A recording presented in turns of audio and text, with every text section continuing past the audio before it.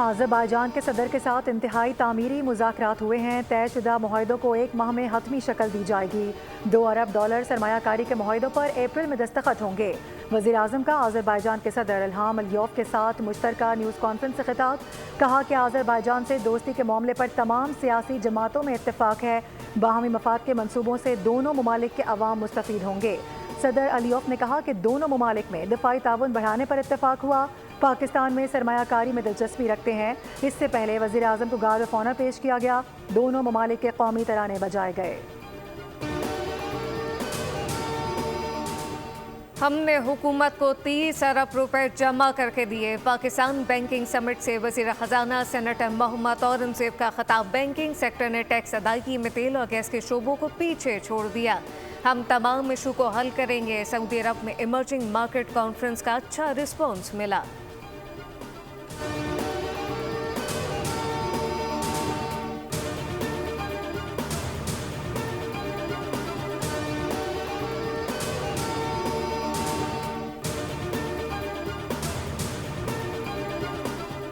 IMF का तकनीकी वफ़द climate financing पर मुज़ाकरात के लिए पाकिस्तान पहुंच गया। 4 रुकनी IMF वफ़द के साथ वफाक और सूबाई हुक्काम मुज़ाकरात करेंगे। ग्रीन बजटिंग, क्लाइमेट स्पेंडिंग पर टैगिंग, ट्रैकिंग और रिपोर्टिंग पर बातचीत की जाएगी। आइंदा माली साल के लिए बजट में कार्बन लेवी आयद करने की भी तजवीज़ है।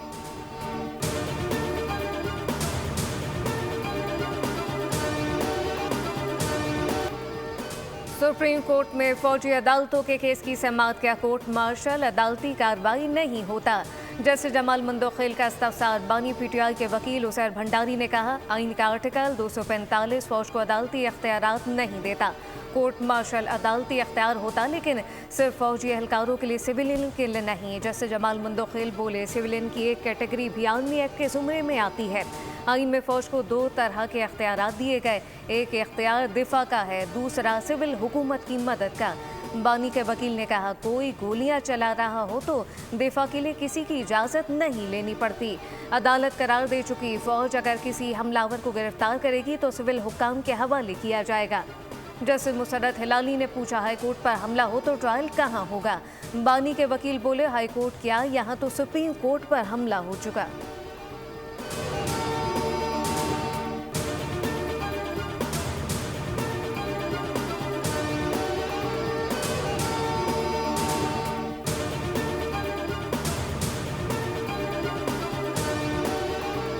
KP हुकूमत के तर्जुमान ने आज तक कौम को अपने वज़ीर आला की कारकर्दगी नहीं बताई। अज़मा बुखारी का बैरिस्टर सैफ के बयान पर रद्द-ए-अमल आ गया।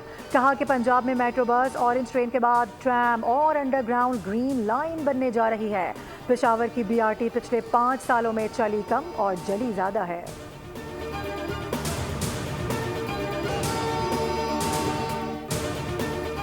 के इलेक्ट्रिक की मुख्तलिफ मामलात पर अरकान पार्लियामेंट से अपनी वकालत करवाने का इंकशाफ। कायमा कमेटी रुकन नाज बलोच ने मामला उठा दिया। कहा कि इदारा कंसल्टेंट के जरिए अरकान पार्लियामेंट से रब्ता करता है। सवाल उठाया कि इलेक्ट्रिक कैसे बराह रास्त किसी भी मामले पर अरकान कमेटी को अप्रोच कर सकती है।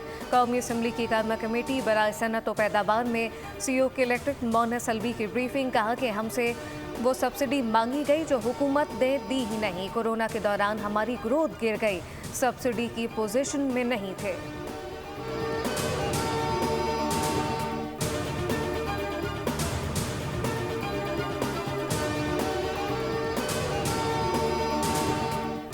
शहर के 12 मकामात पर पानी की लीकेज रोकने के लिए मरम्मत का काम पूरा नहीं हो सका। मुख्तलिफ इलाकों में पानी की सप्लाई ताहाल बंद। शहरियों को शदीद परेशानी का सामना। MD water board corporation Asadullah Khan कहते हैं कि तमाम लीकेजेस का मरम्मती काम जारी है। आज रात तक मुकम्मल कर लिया जाएगा। मकसद माह रमज़ान के दौरान शहर में पानी की बिला तातुल फराहमी को यकीनी बनाना है। मुस्तफ़ा कत्ल के सदाकार साजिद हसन के बेटे साहिर हसन का 1 रोज़ा जिस्मानी रिमांड मंजूर। मुलजिम साहिर हसन मंशियात रखने के इल्ज़ाम में गिरफ्तार है। FIA ने मनी लॉन्ड्रिंग और साइबर क्राइम से मुतालिक तफ्तीश का आगाज़ कर दिया। मंशियात की तरसील में मुख्तलिफ कुरियर कंपनी के मुलव्विस होने का इंकशाफ हुआ।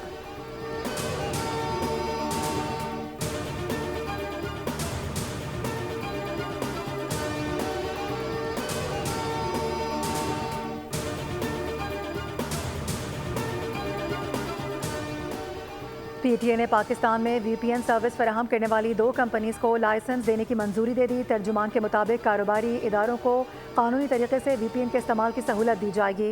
इकदाम से डाटा की सिक्योरिटी, प्राइवेसी और क़वाइद व ज़वाबित पर अमल दरामद यकीनी बनाया जा सकेगा। SIFC की सहूलतकारी से पाक सऊदी तिजारती ताल्लुकात का फरोग। पाकिस्तान की सऊदी अरब को बरामदात में 22% इजाफा। तिजारती हजम $546 मिलियन से बढ़कर $700 मिलियन तक पहुंच गया। पाकिस्तान और बांग्लादेश के दरमियान बराह रास्त तजारती ताल्लुकात के फरोग की जानिब अहम कदम। पहली बार सरकारी सतह पर बराह रास्त तजारत बहाल हो गई।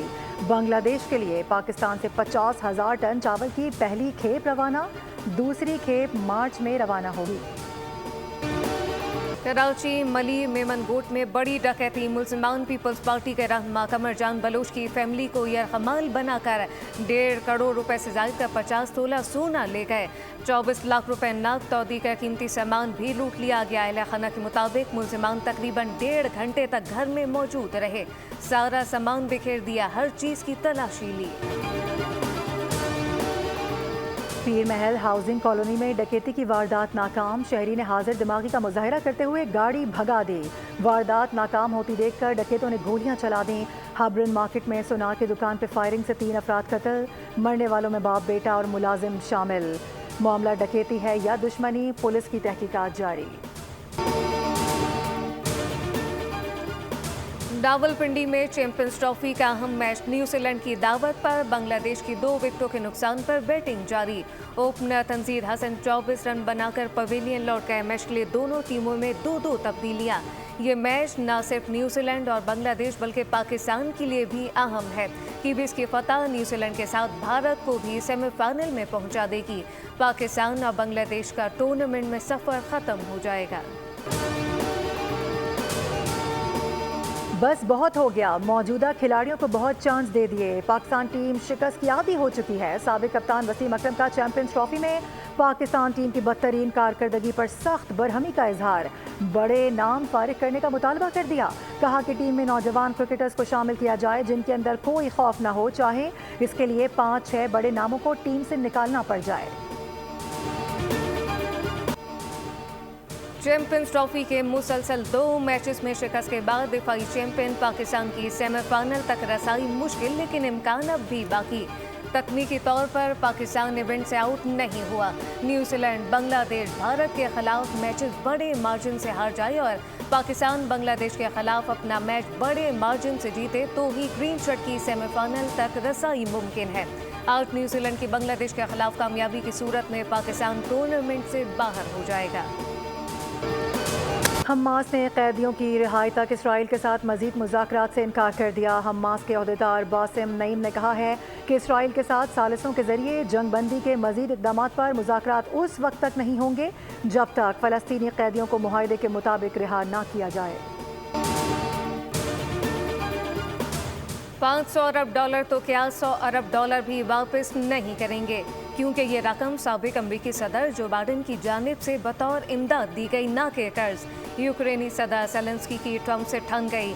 मादनी वसाइल देने से भी साफ इनकार कर दिया। अमरीका ने यूक्रेन के मादनी वसाइल के 50% हिस्से पर हुकूक मांगे थे। जर्मनी में कबल अज़ वक्त पार्लिमानी इंतखाबात में इंतहाई क़यामत पसंद जमात क्रिश्चियन डेमोक्रेटिक यूनियन ने बरतरी हासिल कर ली। CDU के रहनुमा फ्रेडरिक मर्ज की नया जर्मन चांसलर बनने की राह हमवार हो गई। एग्जिट पोल के मुताबिक फ्रेडरिक की जमात को 28% वोट मिले। इंतहाई दाएं बाजू की जमात AFD को 20% वोट मिले और वो जर्मन पार्लियामेंट की दूसरी बड़ी जमात बनकर सामने आ गई। कैथोलिक ईसाइयों के मजहबी पेशवा पोप फ्रांसिस की हालत मज़ीद बिगड़ गई। उन्हें ऑक्सीजन दी जा रही है। 88 साला पोप फ्रांसिस को डबल नमूनिया है। वो गुज़िश्ता 2 हफ्तों से शदीद बीमार हैं।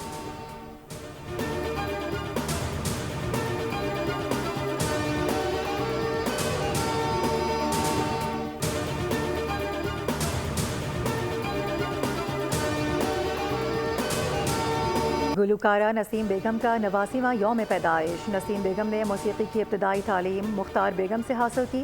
1958 में फ़नी सफ़र का आगाज़ किया।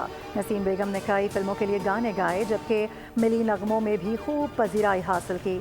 नसीम बेगम को 4 निगार अवार्ड से भी नवाजा गया।